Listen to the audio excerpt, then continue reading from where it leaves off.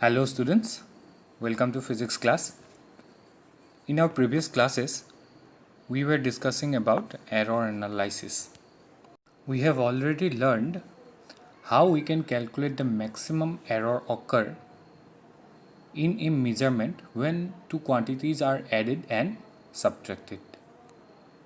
Today we are going to learn how to calculate the maximum relative error or fractional error that occurs in case of multiplication, division, or powers of physical quantities. So let's start the class. Errors in case of product of two quantities.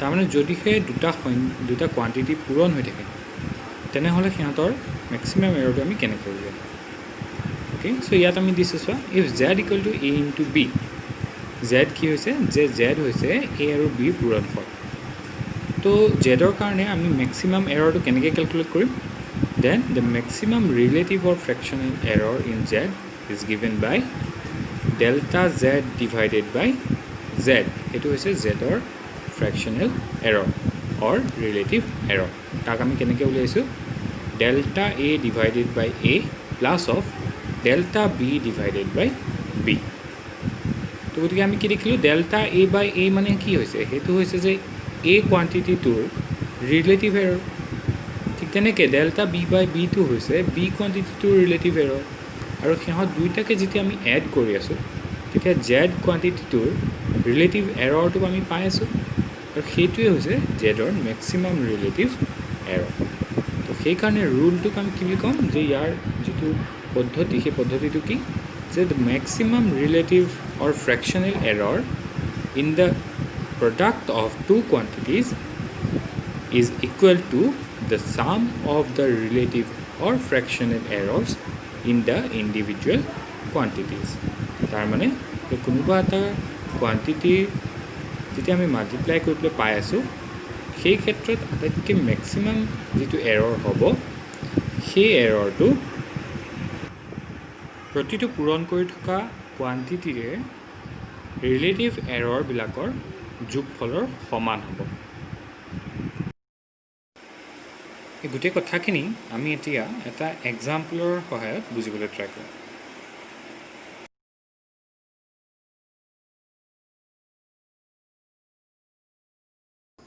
তো আমাৰ প্ৰশ্নটো হৈছে the measured value of length and breath of A rectangle is 7.0 plus minus 0.5 centimetre and 5.0 plus minus 0.3 centimetre respectively find the percentage error in area of the rectangle তাৰমানে আমাৰ এটা আয়তক্ষেত্ৰৰ দৈৰ্ঘ্য আৰু প্ৰস্থৰ মাপবিলাক দিয়া আছে আমি তাৰ ক্ষেত্ৰফলটো উলিয়াব লাগে এৰিয়াটো উলিয়াব লাগে আৰু তাত কিমান পাৰ্চেণ্টেজ এৰৰ হৈছে তাক মেজাৰ কৰিব লাগে আমি জানো যে area is equal to what length into breadth দৈৰ্ঘ্য আৰু প্ৰস্থৰ পূৰণফল চ' আমি ইয়াত কি লিখিছোঁ area equal to length into breadth এৰিয়াটোক আমি এ বুলি লিখিছোঁ লেন্থটোক স্মল এল বুলি লিখিছোঁ আৰু ব্ৰেথটোক প্ৰস্থটোক বি বুলি লিখিছোঁ এৰিয়া এতিয়া এৰিয়াটোত যদিহে এবছলিউট এৰৰ ডেল্টা এ বুলি বুজাওঁ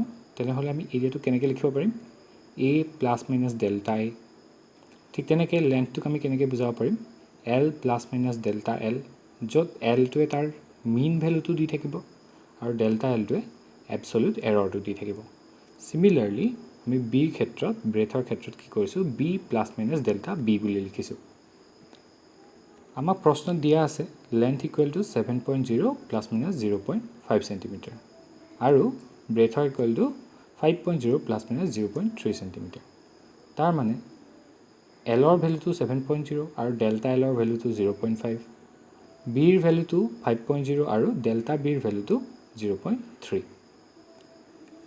আমি অলপ আগতে চালোঁ যে ফৰ্মুলা মতে আমাক কি কৈছিলে যে the maximum relative error can be calculated by addition of the individual fractional errors তো individual fractional errors বিলাকক তাৰমানে delta l divided by l আৰু delta b divided by b সিহঁতক যদি আমি এড কৰোঁ তেতিয়া আমি কি পাই যাম delta a divided by a so সেই ধৰণে আমি ফৰ্মুলা মতে লিখি ল'লোঁ এতিয়া ডেল্টা এলৰ ঠাইত আমি 0.5 পুট কৰিছোঁ, এলৰ ঠাইত 7.0 পুট কৰিছোঁ, ডেল্টা বিৰ ঠাইত 0.3 পুট কৰিছোঁ আৰু বিৰ ঠাইত 5.0 পুট কৰিছোঁ।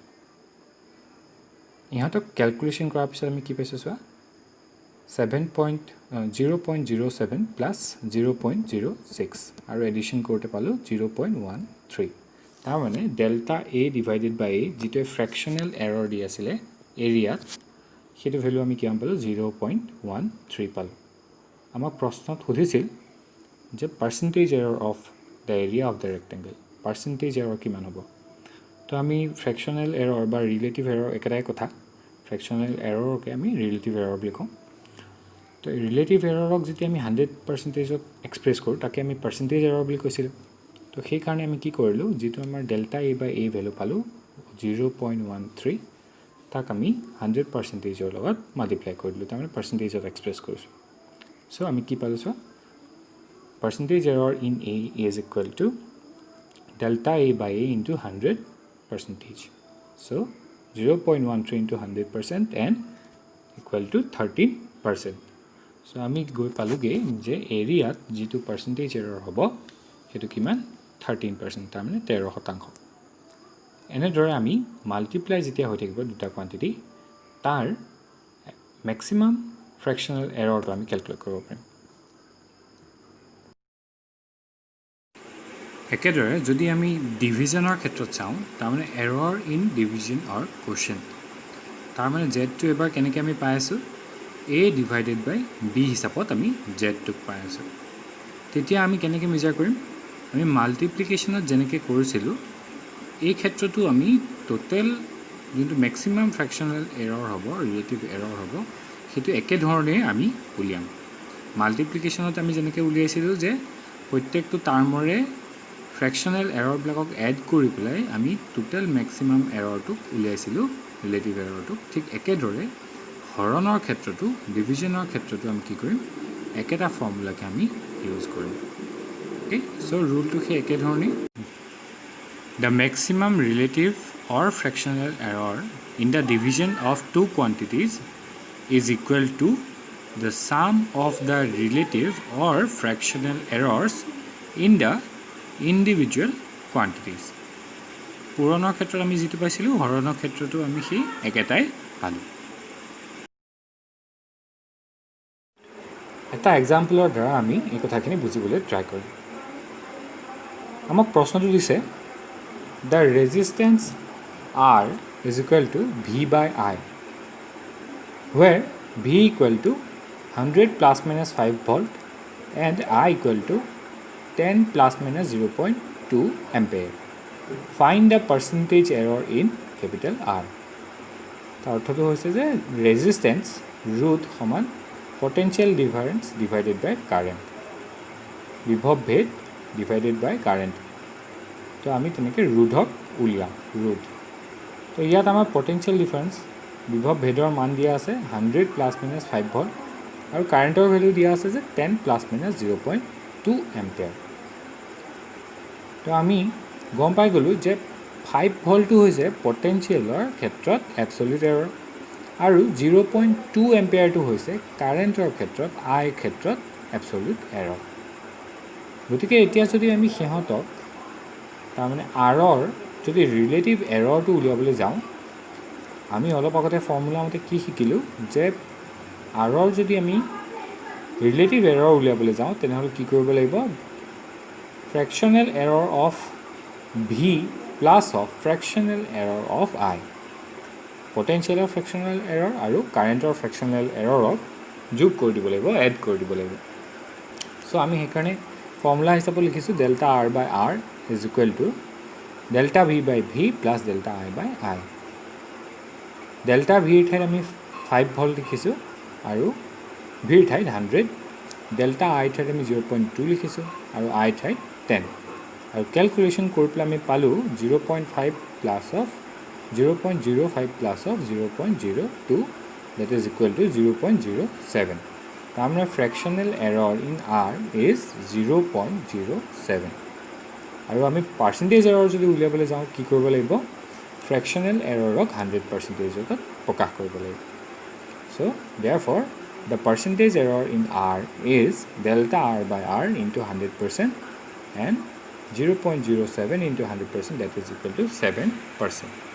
তাৰ মানে আমি পাৰ্চেণ্টেজ এৰৰ কিমান পালোঁ 7% পালোঁ ৰেজিষ্টেঞ্চৰ ক্ষেত্ৰত এনেদৰে আমি ডিভিজনৰ ক্ষেত্ৰতো সেই একেই ধৰণে মাল্টিপ্লিকেশ্যনৰ নিচিনাকৈ আমি কেলকুলেট কৰিব পাৰিম